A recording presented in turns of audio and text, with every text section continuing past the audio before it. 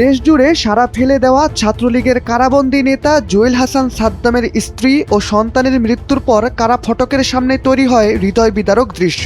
এই ঘটনায় এবার অন্তর্বর্তী সরকারকে একহাত নিলেন বৈষম্য বিরোধী ছাত্র আন্দোলনের সাবেক সমন্বয়ক আব্দুল কাদের। শনিবার রাতে নিজের ফেসবুকে দেওয়া এক স্ট্যাটাসে অন্তর্বর্তী সরকারের কড়া সমালোচনা করেছেন তিনি।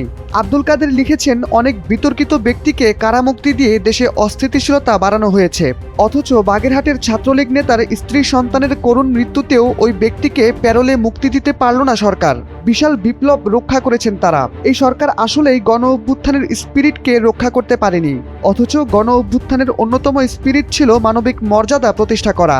তিনি মন্তব্য করেন, মানবিকতার এই বিষয়সহ মোটামুটি সব বিষয়ে ব্যর্থতার পরিচয় দিয়েছে অন্তর্বর্তী সরকার। অনেক বড় বড় রাঘব বোয়ালরা এখনো ধরাছোঁয়ার বাইরে।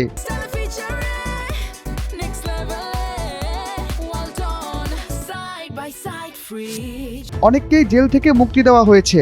এসবের মধ্য দিয়ে উল্টো গণ অভ্যুত্থানকে প্রশ্নবিদ্ধ করছেন অনেকেই। কাদের আরও লিখেছেন, আমাদের উদ্দেশ্য এবং ত্যাগকে প্রশ্নের কাঠগড়ায় দাঁড় করিয়েছেন অনেকেই। এই অন্তর্বর্তীকালীন সরকার দেশের আপামর ছাত্র জনতার রক্ত ত্যাগের ওপর আসীন হয়ে তাদের অবদান আকাঙ্ক্ষাকে প্রশ্নবিদ্ধ করে রেখে গেছেন। কাজের কাজ কিছুই করেননি।